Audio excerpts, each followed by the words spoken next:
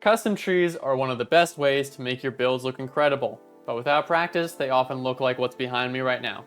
But in this video, I would teach you guys how to go from what's behind me right now to something that looks more like this. So our first stop on this road is the palette.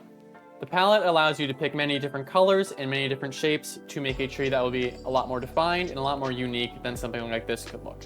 Instead of being one color of oak leaves and oak logs, we now have many different tones of gray and brown to make the tree look a lot better. The specific palette that I chose for this tree was birch leaves, some dark oak, some spruce, some tough, pale moss, andesite, and mossy cobblestone. And through this palette, I'm able to make a tree that is a lot more defined and has a lot more character than this tree could ever look. And palette depends on the environment that you're looking for. So if you're in a snowy environment, obviously it's going to look different than what this tree looks like here. But I'll help you guys later in the video on how to pick a palette for different environments. Anyways, on to the next step, which is going to be the trunk.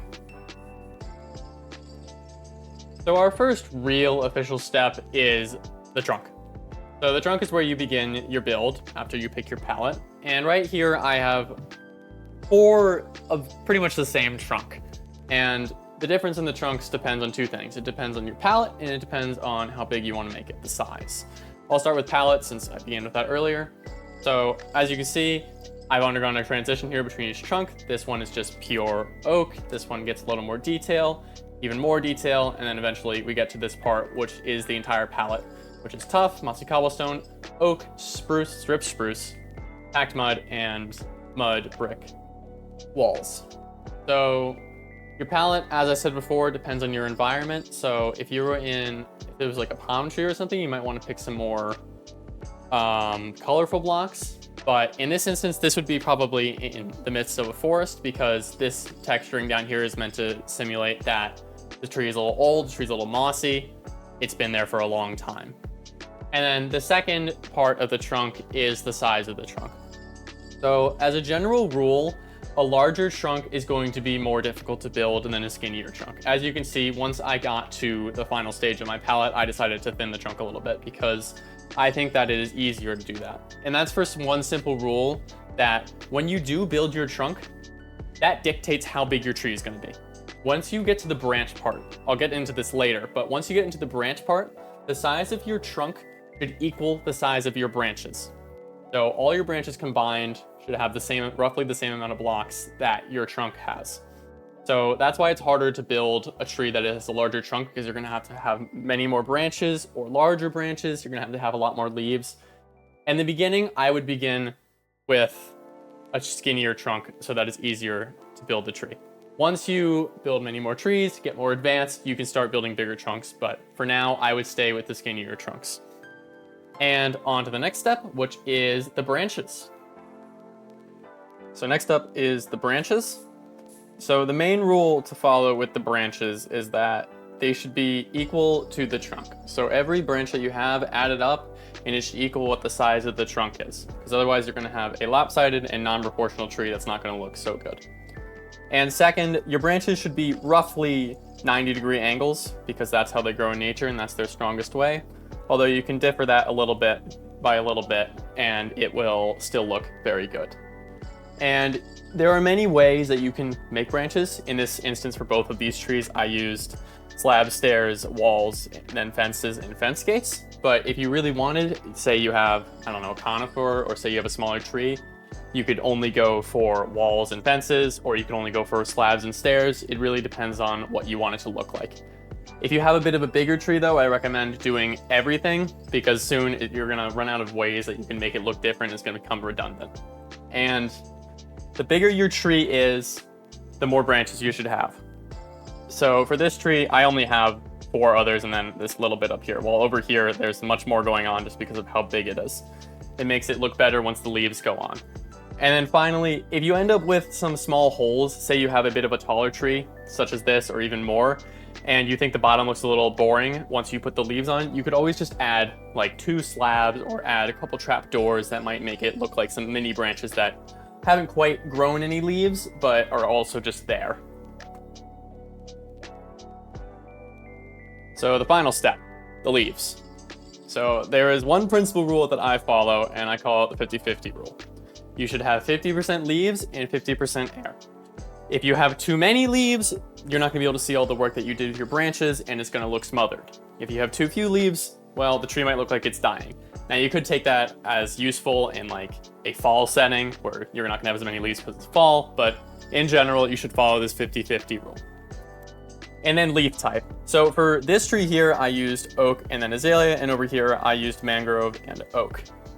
The leaf types you use are dependent on a couple of things. First is the type of tree. If you have a cherry tree, you're obviously going to be using cherry leaves. Or if you have a spruce tree, you're obviously going to be using spruce leaves or some darker colors. And then that kind of follows into location. Say you're on a beach, you might want to build a tropical tree. That requires more jungle leaves and mangrove leaves, maybe. And also, kind of a less described one is light levels, which is what I did here. On the lower parts of the tree and on the inside, I used darker leaves. So on the smaller one, I used oak leaves and then transitioned to a bit of lighter tree leaf of azalea. Over here, I started off with mangrove and then slowly transitioned to oak. The lower the leaves are, the less light there's going to be from the sun. And this is meant to mimic that. And then the best way to place leaves for me is kind of in a spherical pattern. You don't want to just have flat and boring leaves. You want it to cover all of the branches that you made. And the way that I like to do it is kind of just like layers. Say that we have, this will be our central branch here. What I like to do is I kind of like to place layers and platforms. So I might start down here like this, and then I'll skip a layer, maybe place 1 or 2 leaves. And then this platform will be even a little bit bigger. And then I will continue that until eventually we have another layer, and then it comes back to being a little smaller again once the leaves are out. And then lastly, don't smother the tree. Like, just follow that 50-50 rule. It doesn't have to be perfectly 50-50. It could be 40-60 or 60-40. But you just don't want all the work that you just did with the trunk and the branches to be smothered by the leaves that you've put on.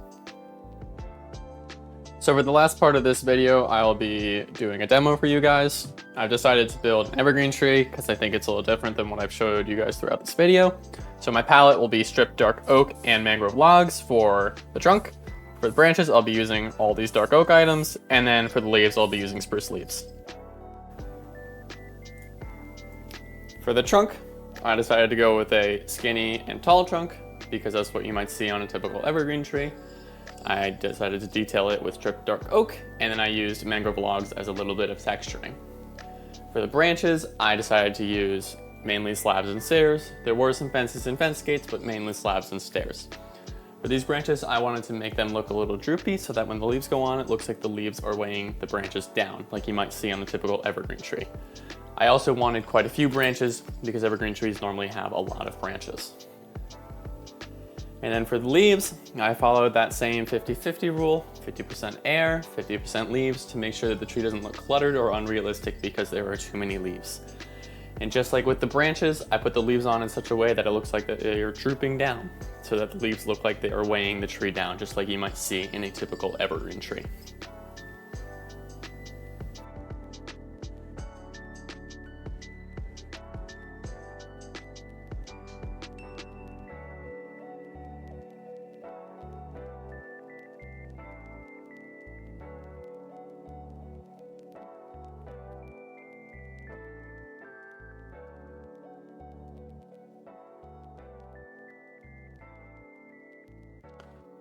Overall, I'm really happy with how this tree came out. I have not built a lot of evergreen trees or conifer type trees, but I'm actually really proud of what I've done here. So I hope that this video and all the steps I showed you in this demo can help you guys improve at your tree building. If you have any other questions, just comment it and I will be quick to get back to you guys. So thank you for watching, and I'll see you all next time.